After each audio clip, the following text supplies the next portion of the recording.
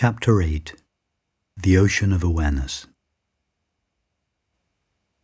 If awareness were likened to an ocean, thoughts would be the waves that play on the surface, and feelings the currents that flow within it.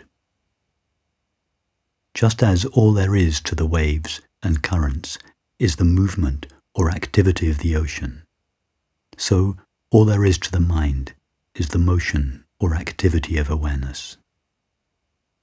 It is always still in the depths of the ocean. Likewise, the heart of awareness is always silent and at peace. For this reason, all the mind has to do to find the peace for which it longs is to sink into the heart of awareness. As Rumi said, "Flow down and down in always widening rings of being." As a wave or current flows down and down into the depths of the ocean, it loses its agitation and widens until at some point it comes to rest. Having no activity or motion there, the wave or current has lost its form and, as a result, its limitations. The wave and the current do not disappear. They never existed in their own right to begin with. The wave and the current are simply the movement of water. The water doesn't appear when the waves and currents appear, and it doesn't disappear when they subside. Nothing new comes into existence when the wave and current appear, and nothing is removed from existence when they disappear.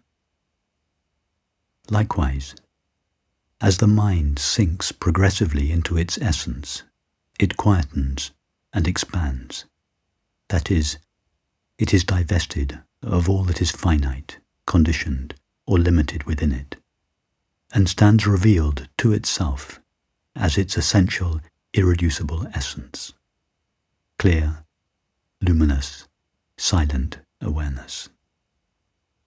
When the waves of the mind rise in the form of thoughts, images, feelings, sensations and perceptions, nothing new appears.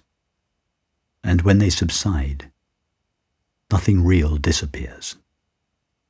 Just as the waves that play on the surface of the ocean and the currents that flow within it are only the formless water moving within itself, so all thinking, imagining, feeling, sensing and perceiving are only awareness vibrating within itself, appearing to itself as the multiplicity and diversity of objective experience, but never ceasing to be or know anything other than itself.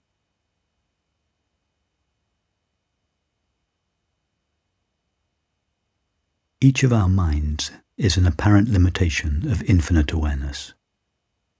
Just as a wave or current gives the formless ocean a temporary appearance, so each of our minds gives unlimited awareness a provisional limit, and thus a temporary name and form.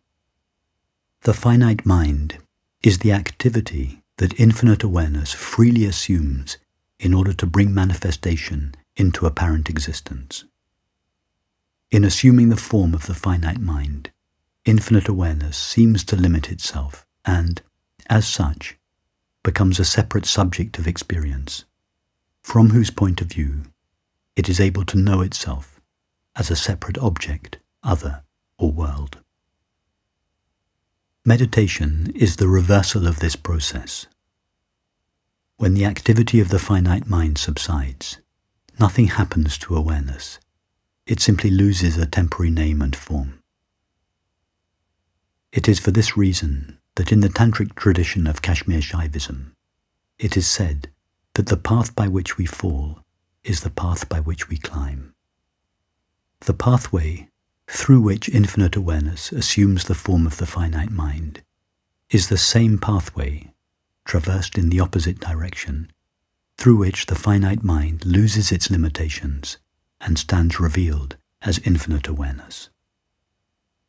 In doing so, it is gradually, in most cases, but occasionally suddenly, divested of the limitations that it freely assumed in the first place. The direct path, the pathless path of self-investigation, self-abidance, or self-surrender, is the means by which the finite mind is divested of its freely assumed limitations until its essential, irreducible, indivisible, indestructible, and imperturbable nature of pure awareness stands revealed to itself as it is. At no point, either in the outward process of manifestation or in the inward path of returning to its essence of infinite awareness, does a finite mind ever come into existence in its own right. There is no such entity as a finite mind or a separate self. A finite mind is the freely assumed activity of infinite awareness, through which and as which awareness knows itself as the world. The finite mind is thus the agency of God's infinite being, never an entity in its own right. There is only one reality, one infinite, indivisible, self-aware being, with nothing in itself other than itself. Infinite awareness never ceases being infinite awareness in order to become a finite mind. It just colors itself with its own activity and appears to limit itself.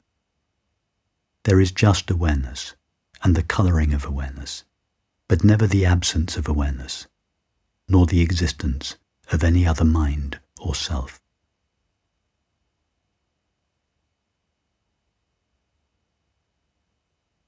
A wave cannot find peace and fulfillment in another wave.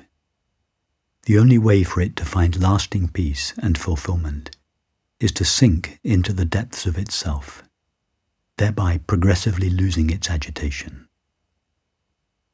Likewise, the only place in which an apparently separate self or finite mind can find lasting peace and fulfillment is in the depths of its own being. The separate self or finite mind that longs for peace and fulfillment in objective experience is like a current in the ocean in search of water. Although the search for peace and fulfillment is temporarily alleviated by the acquisition of an object, substance, activity, state of mind, or relationship, it is never fully satisfied and, as a result, resurfaces as soon as the new experience ceases or disappears. The finite mind, or the separate self, is an illusion that is seemingly real only from its own illusory perspective. However, this does not mean that the finite mind or separate self does not exist. It simply means that it is not what it appears to be. All illusions have a reality to them, and if we are experiencing an illusion, we are, by definition, experiencing its reality. It is not possible to watch a movie without seeing the screen.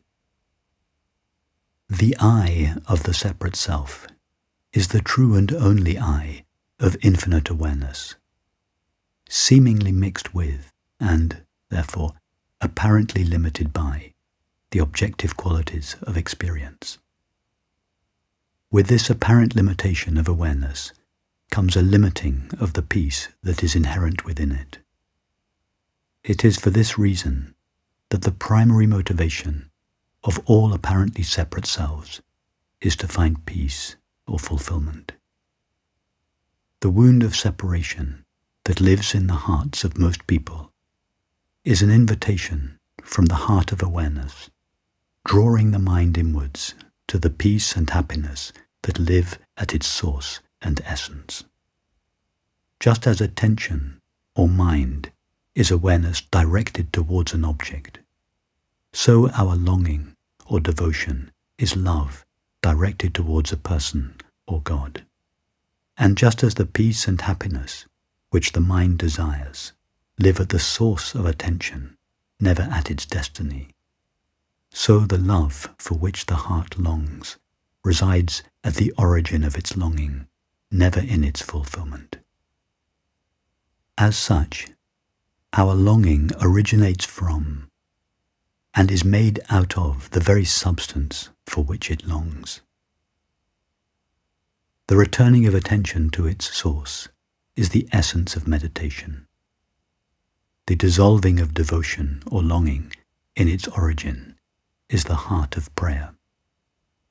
The mind that seeks peace and happiness, and the heart that longs for love, must subside or dissolve in their essence. We must die before we die. In being aware of being aware, there is no room for a separate self. There is just eternal, infinite awareness, resting in and as its own inherently peaceful, unconditionally fulfilled being, knowing, being, and loving itself alone. It is for this reason that Rumi said, "In the existence of your love, I become non-existent. This non-existence, linked to you, is better than anything I ever found in existence." In being aware of being aware, the knowing of our own essential irreducible being, the mind loses its agitation. What remains cannot be given a name, for all names refer to the objects of knowledge and experience. And yet, it is that for which all minds seek and all hearts long.